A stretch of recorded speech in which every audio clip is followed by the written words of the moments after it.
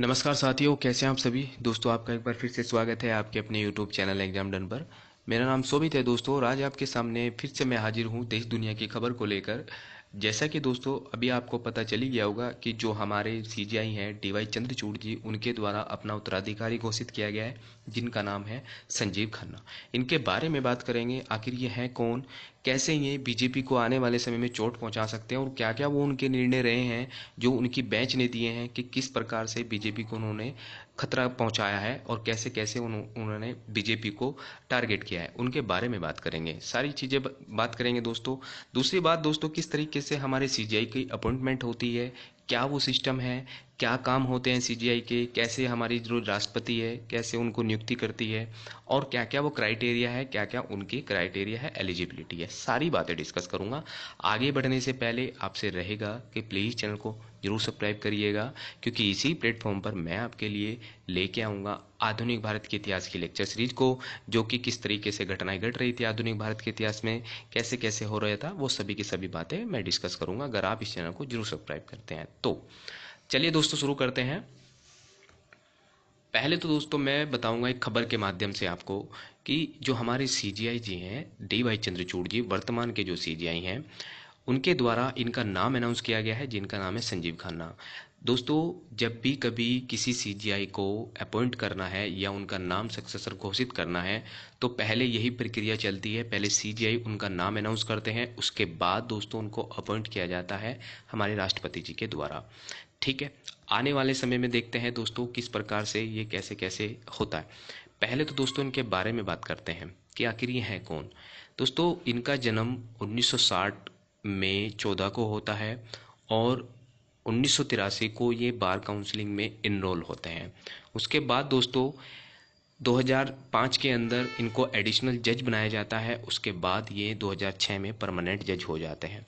2019 में दोस्तों इनको सुप्रीम कोर्ट का जज बनाया जाता है, जो अभी भी वर्तमान में ये कार्यरत है। अब मैं दोस्तों आपको वो बात बताता हूँ कि किस प्रकार से ये बीजेपी को चोट पहुँचा सकते हैं। जैसा कि दोस्तों अभी आपने हाल ही में सुना होगा कि जुलाई के अंदर हमारी न्यू गवर्नमेंट बन के आई है, जिसका नाम है बीजेपी गवर्नमेंट, और एनडीए की सरकार बन के हुई है। और लोकसभा के चुनाव में आपने देखा होगा जी, अरविंद केजरीवाल जी हैं जो दिल्ली सरकार के जो सीएम रहे हैं, उनको पैरोल दी गई थी, वो भी इन्हीं की बेंच के द्वारा दी गई थी। और एक और मुद्दा आपने सुना होगा इलेक्ट्रोल बॉन्ड का, जो बीजेपी गवर्नमेंट लेके आई थी, उसको भी खत्म करने का काम भी इसी की बेंच के द्वारा किया गया था। एक 370 की धारा भी दोस्तों इनके द्वारा उसको अच्छे से एनालाइज करके देखा गया था कि कैसे कैसे वहाँ पे क्या क्या खत्म हो रहा है या फिर वहाँ के जो अधिकार हैं उनको छीना जा रहा है 370 हटने के बाद, वो भी इनके द्वारा ही देखा गया था। लेकिन दोस्तों सुप्रीम कोर्ट के जो सीजीआई हैं उन्होंने इसको सही ठहराया था कि 370 हटना वहाँ से लाजमी था। वो सब बातें हैं दोस्तों, इनको आपको जानना बहुत ज़रूरी है। दूसरी बात दोस्तों कि इनका कार्यकाल कब तक रहेगा। मई 13 2025 तक इनका कार्यकाल है, 6 महीने का इनका कार्यकाल है। और बातें मैं उनको बताऊंगा कि किस प्रकार से कार्यकाल इनका खत्म हो जाता है। पहले तो दोस्तों आपको पता होना चाहिए कि हमारे संविधान के अंदर इनका उल्लेख कहाँ पे किया गया है।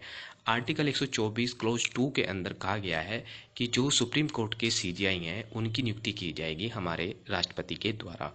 दोस्तों राष्ट्रपति के द्वारा की जाएगी। और 217 के अंदर दोस्तों कहा गया है कि जो हमारे हाई कोर्ट हैं उनकी नियुक्ति करेगी राष्ट्रपति, और राष्ट्रपति के द्वारा की जाएगी तब कि जो हमारे गवर्नर हैं, गवर्नर ऑफ स्टेट हैं, और जो हमारे सीजीआई हैं वो रिकमेंड करेंगे। तब पहले रिकमेंड करेंगे हमारे सीजीआई और गवर्नर, फिर उसके बाद उनकी नियुक्ति करेंगे राष्ट्रपति। ये तो थी दोस्तों थोड़ी सी एडिशनल जानकारी।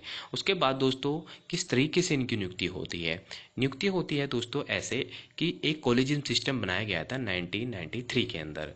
वहाँ पे दोस्तों क्या कहा गया था कि सुप्रीम कोर्ट के ही जो सीनियर मोस्ट जज होते हैं वो ही इनको अपॉइंट करेंगे और सीनियोरिटी के हिसाब से वो सीजीआई आगे बनते रहेंगे। इनको कहा जाता है कॉलेजियम सिस्टम।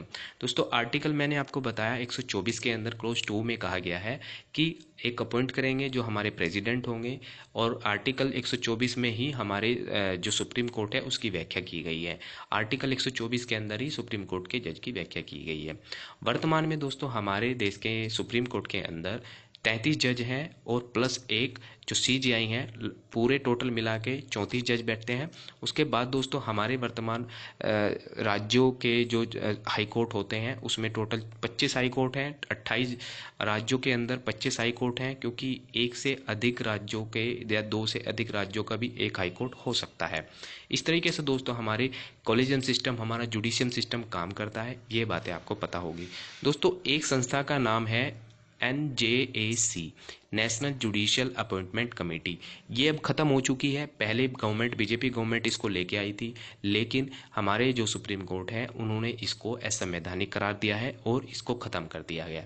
ये सब बातें हैं दोस्तों। इसमें क्या काम था? इसमें ये काम था दोस्तों कि जो जुडिशियल सिस्टम जो हमारा है आज के समय में, उसमें गवर्नमेंट अपनी एंट्री करने की कोशिश कर रही थी कि कैसे कैसे जो भी कॉलेजियम सिस्टम है इसको हटाना है, और यहाँ पे जब जुडिशियल यानी जज की नियुक्ति होती है तो वो गवर्नमेंट के हिसाब से हो। इसमें दोस्तों कहा गया है कि सीजीआई के 2 सीनियर मोस्ट जज होंगे, सीजीआई होंगे, 2 सीनियर मोस्ट जज होंगे। उसके बाद जो दोस्तों लॉ मिनिस्टर हैं वो हो सकते हैं, और एमिनेंट पर्सन भी हो सकते हैं। इस तरीके से ये बातें थी, लेकिन अब वो ख़त्म हो चुकी है। इसका जानने की कोई ज़्यादा ज़रूरत नहीं है। अगर आपसे कहीं पे भी क्वेश्चन पूछा जाता है कि सुप्रीम कोर्ट के जजों की नियुक्ति कौन करता है, तो सीधे सीधे आपको ध्यान रखना है हमारे राष्ट्रपति। चाहे वो सुप्रीम कोर्ट हो, चाहे वो आपके हाई कोर्ट के जज हो, उनकी भी नियुक्ति हमारे राष्ट्रपति जी करते हैं। दोस्तों इनको नियुक्ति करने के आधार मैंने आपको बता दिए हैं कि कौन कौन रिकमेंड करता है। अब बात करते हैं दोस्तों इनकी क्वालिफिकेशन की। क्वालिफिकेशन क्या होती है? सिटीजन ऑफ इंडिया होना चाहिए। ये तो बहरहाल सबसे बड़ी बात तो यही है कि वो पहले भारत का नागरिक होना चाहिए।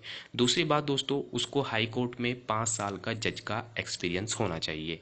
तीसरी बात दोस्तों, वो 10 साल के लिए अगर एडवोकेट है हाई कोर्ट के अंदर, तो भी वो सुप्रीम कोर्ट के जज के लिए एलिजिबल है, हो सकता है। तो ये सभी के सभी क्राइटेरिया हैं, आप इनको पढ़ सकते हैं।